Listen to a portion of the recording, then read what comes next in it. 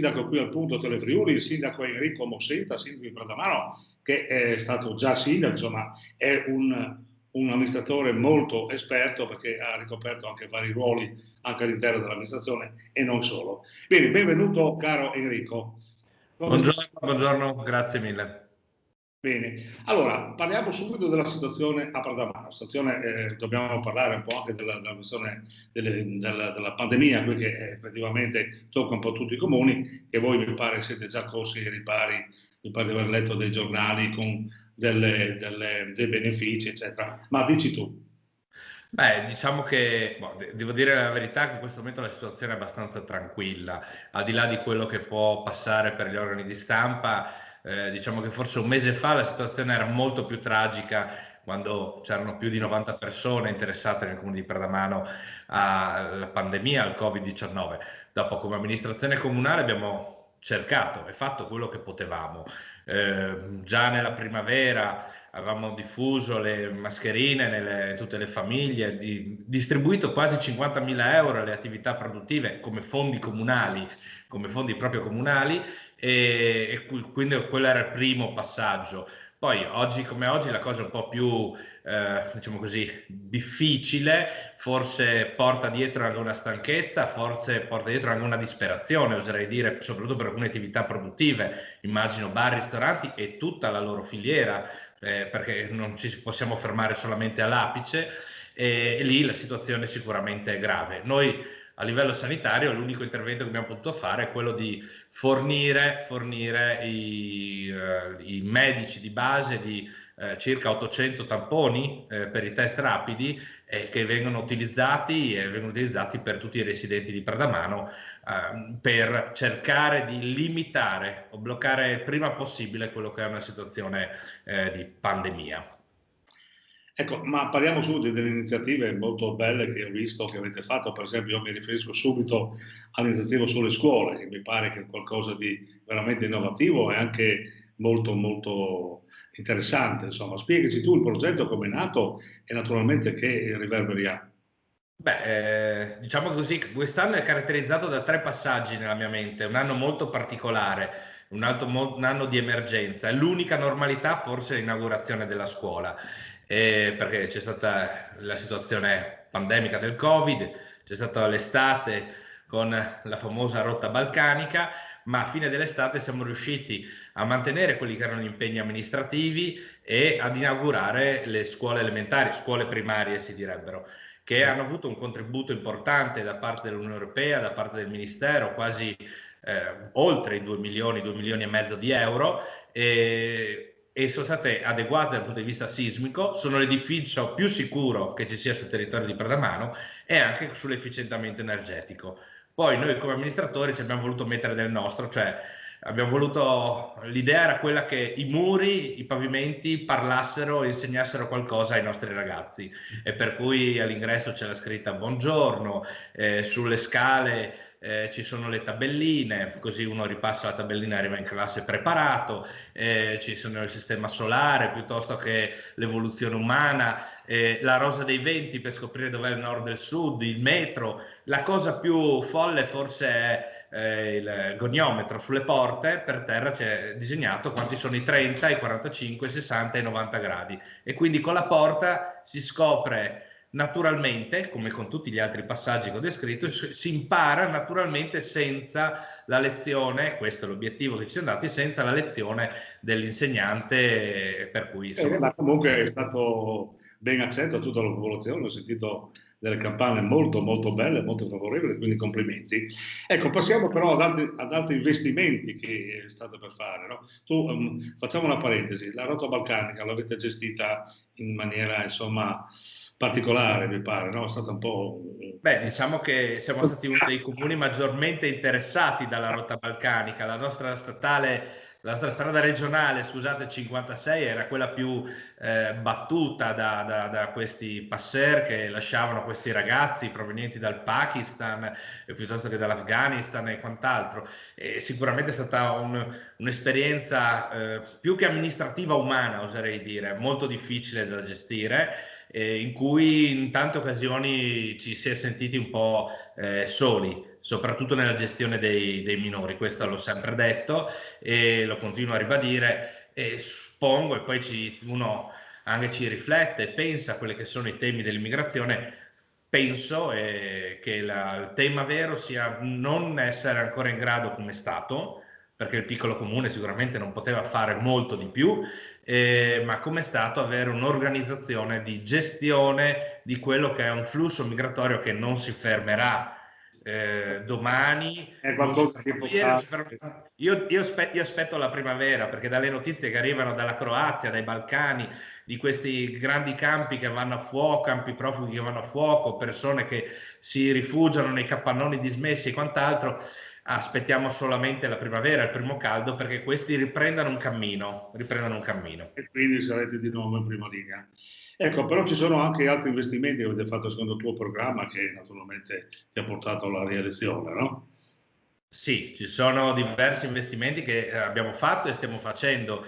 Oggi come oggi è in ristrutturazione, sempre in quel percorso, le scuole medie, così chiamate, le scuole secondarie, e abbiamo già ottenuto contributo anche per la ristrutturazione della scuola dell'infanzia, e quindi c'è tutto un percorso di miglioramento, di adeguamento di quelle che sono le strutture, e come amministratori noi dobbiamo impegnarci invece per migliorare quelli che sono i servizi a fianco alle strutture scolastiche ed educative. Poi ce ne sono altri, chiaramente, come la pista ciclabile che collega Pradamano Lovaria, le diverse rotatorie che abbiamo inaugurato, e adesso speriamo, perché ci stiamo lavorando, abbiamo ottenuto dei contributi dal Ministero per la progettazione, riprogettazione delle spode del torrente Torre, la progettazione di ulteriori rotonde per mettere in sicurezza la viabilità, e su questo continuiamo. Un tema importante secondo noi invece è anche quello di carattere ambientale, perché in questi giorni viene installata la compostiera di comunità, in questi giorni sta arrivando, abbiamo appena acquisito l'ecocompattatore per le bottigliette di plastica, che poi potrebbero dare degli incentivi a chi ne usufruisce a livello poi economico, in collaborazione con le attività del territorio, e il centro di riuso. Sono temi di carattere ambientale che approfondiremo e che porteranno sicuramente novità nei prossimi mesi. Ecco, sì, la tua amministrazione sta caratterizzando proprio su due temi fondamentali, la scuola e l'ambiente, che non sono due cose da poco e mi pare che il lavoro ce n'è. Ecco, ce n'è anche per le associazioni che sono sul territorio, no? Perché avete molte associazioni sul territorio, la protezione civile c'è sempre, ma comunque ci sono anche altre, no? Che si distinguono nel comune. Sì, al Comune di Pradamano, diciamo così, che ci sono oltre 30 associazioni presenti sul territorio di Pradamano. Fare il nome di una significa dimenticare il nome dell'altra, questo però ci sono sicuramente delle attività che vengono svolte a favore dei ragazzi, ma non solo, perché sì, c'è l'associazione che si occupa della pallavolo, e dopo di tutti i corsi di ginnastica, chi si occupa del calcio, chi si occupa della musica con la scuola di musica, del coro. Mi piace ricordare una delle ultime associazioni che sono nate, che è Albero Rifiorito, che ha 5-6 anni di vita, che è un'associazione che nasce da un gruppo di persone in pensione, e che svolge diverse attività, sia a favore degli anziani ma anche dei più piccoli, perché questa associazione poi si occupa di organizzare e di mettere a disposizione i volontari nonni vigile, che sono presenti davanti alle scuole almeno in 2 persone, sia all'entrata che all'uscita, oltre a organizzare il pedibus anche, quindi tutte attività che Bella vanno a favore collaborazione dei con piccoli. l'associazione comunale, insomma, una bella collaborazione, una sinergia completa, ecco.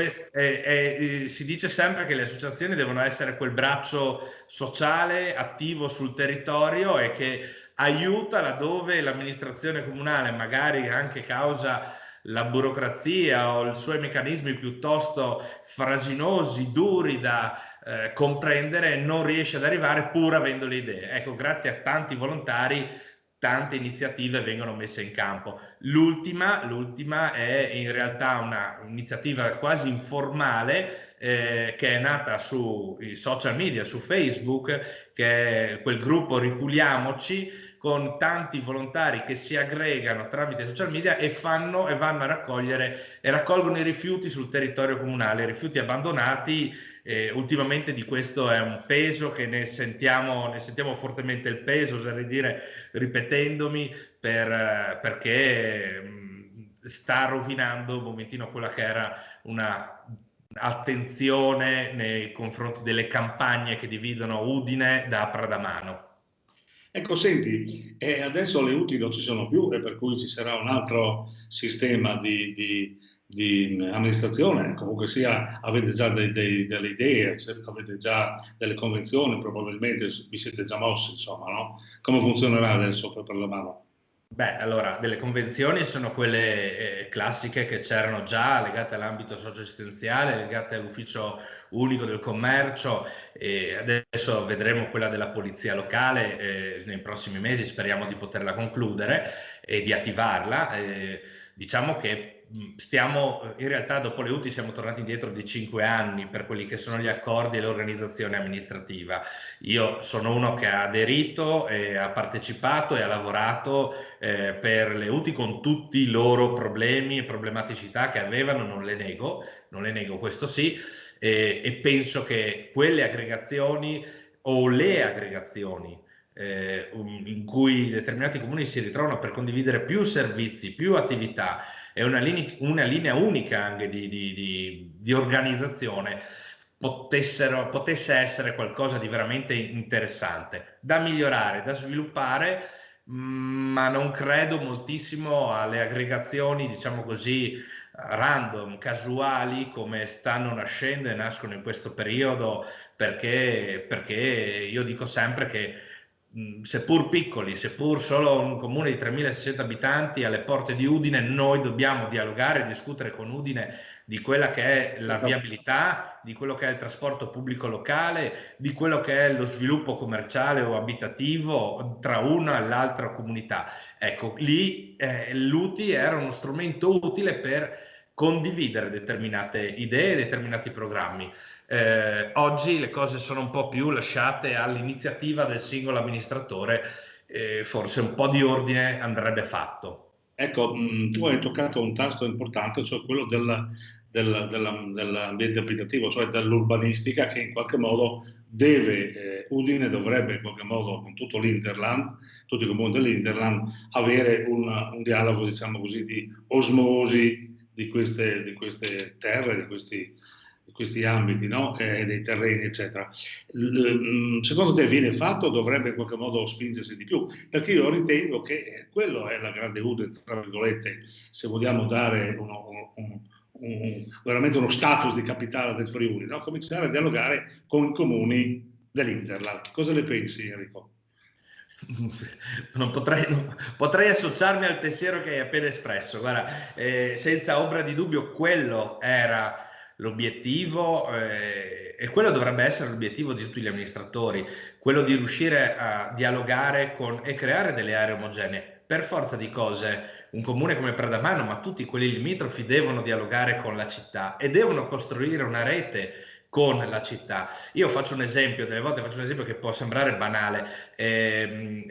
Spesse volte il comune di Udine negli anni passati è capitato che bloccasse il traffico, facesse le targhe alterne causa le PM10 perché sforavamo determinati parametri, e quando sforiamo determinati parametri paghiamo delle multe all'Unione Europea per questo sforamento, perché non siamo bravi a rispettare l'ambiente. Bene, ma solamente dialogando con i comuni limitrofi, creando magari dei parcheggi scambiatori che poi si collegano al centro con autobus pure elettrici oppure altri strumenti, possiamo far sì che questa situazione non si ripeta ed eviteremo di intasare la città di Udine di macchine, automobili, di persone che vanno a lavorare, di persone che vanno a scuola, di persone che si recano presso i servizi ospedalieri o quant'altro. Ecco, questo dialogo è necessario per far questo, no? Se no rimaniamo sempre monchi a coltivare il nostro piccolo orticello, che magari è bellissimo, ma è piccolo ed è limitato. Ecco, il nostro tempo è scaduto, è un argomento molto importante che io mi riservo di riprenderlo magari con te, con altri amministratori, e che è molto interessante. Intanto io ti ringrazio per la tua disponibilità e per ci hai messo a disposizione questi minuti che abbiamo dialogato e ci siamo confrontati su questi temi. Naturalmente sei sempre ben accetto alla trasmissione. Quando volete, a disposizione. Naturalmente auguri a te e a tutto per la mano. Grazie mille, buona a voi. Mandi.